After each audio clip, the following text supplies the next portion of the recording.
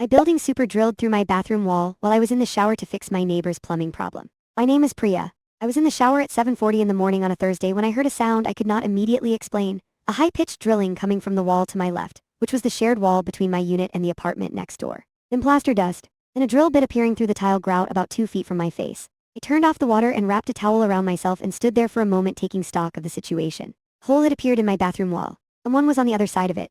I knocked on the tile twice and the drilling stopped. Voice said sorry through the wall and then there was silence. The building super, a man named Victor, knocked on my front door about 10 minutes later. He explained that the unit next door had a pipe leak that had been causing damage to the shared wall, and he had needed to access it quickly. He said it had been an emergency. He said these things happen sometimes. He said it the way people say things when they are hoping you will nod and let it pass. I asked him if he had notified me before entering the wall space on my side. He said there had not been time. I asked him when the leak had been reported. He said the neighbor had come to him the previous evening. The leak had been reported the night before. Victor had waited until 7 in the morning and then drilled through my bathroom wall without leaving a note, sending a building message or knocking on my door. The hole in my wall had cracked 2 tiles and left plaster dust across the floor of my shower. I photographed everything before I clean up.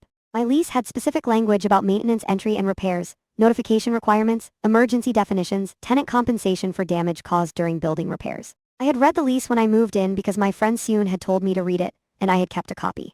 Seun works in housing advocacy. She helped me file with the City Housing Authority the same day, citing the improper entry under state landlord-tenant law and documenting the property damage caused by the repair. She helped me understand the rent abatement process, a formal mechanism by which tenants can recover compensation for habitability issues and improper building conduct. Victor repaired the hole and replaced the cracked tiles within the week. The building owner, who I had not dealt with directly before this, sent me a written apology and offered 1 month's rent credit as resolution for the lack of notice and the damage. Seun reviewed the offer and said it was fair given the circumstances and the documentation we had filed. My bathroom wall is whole again. The tiles match well enough that you would not notice unless you knew where to look. Seun came over for tea after the repair was done and looked at the wall and said it looked good. He asked if I had kept copies of all the paperwork. I told her of course I had. She nodded and said good, and then we talked about something else entirely.